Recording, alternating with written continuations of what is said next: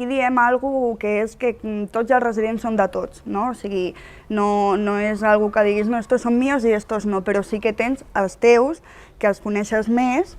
i llavors doncs, pots donar un tracte més directe i més minuciós a les necessitats que té aquella persona. La feina està repartida en què cada auxiliar té un plàning de treball, llavors amb aquest plàning de treball té X residents, llavors són els residents amb els que tu tens més contacte a l'hora de